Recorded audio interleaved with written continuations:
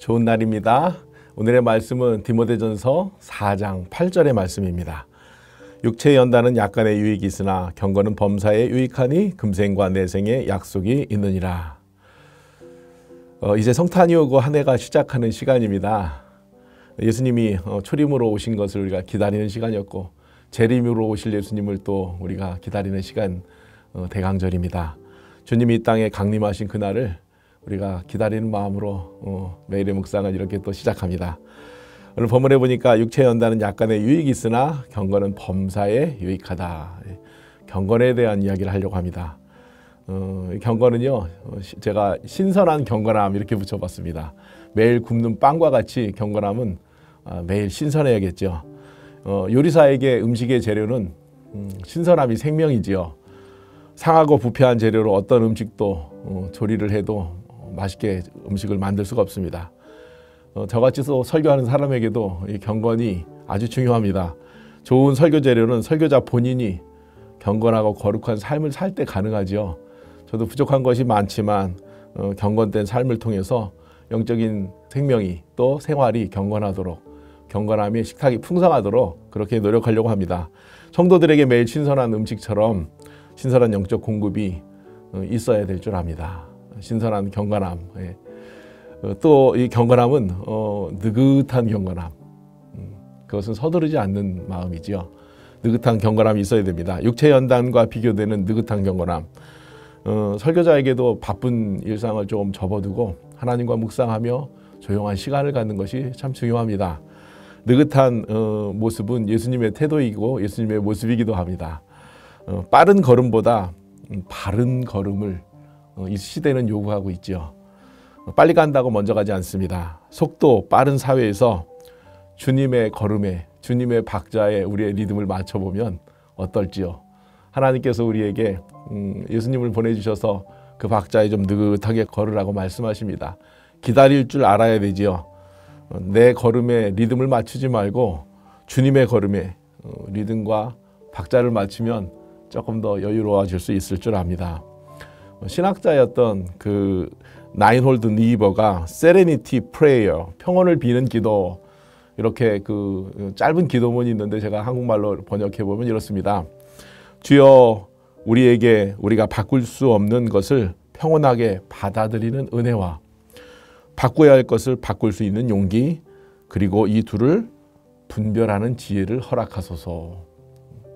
우리가 평온한 마음, 잘 받아들일 수 있는 것, 경건되이 살 수 있는 그런 기도가 우리에게도 필요할 줄 압니다.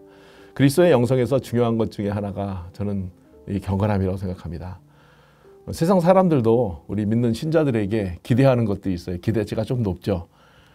높은 기대치에 미치지 못하면 우리가 섬기는 주님이 욕을 먹지요. 영광을 받지 못합니다. 덕스럽지 못한 말이나 행동이 하나님과의 관계에서 우리를 멀어지게 만듭니다. 경건한 삶은 그 자체가 그리스도를 전파하는 일이기도 합니다. 예배는 하나님의 백성들의 거룩한 습관이지요. 우리가 예배는 꼭 드려지는 시간만 드려지는 것이 아니라 우리 삶 속에서 하나님을 예배할 때 그 안에서 우리가 기쁨을 찾을 수 있지요. 경건이 주는 유익 가운데 하나가 이 즐거움과 기쁨입니다. 오늘 본문에 보니까 경건은 범사에 유익하니 금생과 내생에 약속이 있느니라 이렇게 말합니다. 찰스 스펄전이라는 아주 유명한 예전에 설교가 있는데 이런 얘기를 합니다. 우리의 경건은 곧 즐거움이고 우리의 소망은 곧 행복이며 우리의 의무는 곧 기쁨입니다.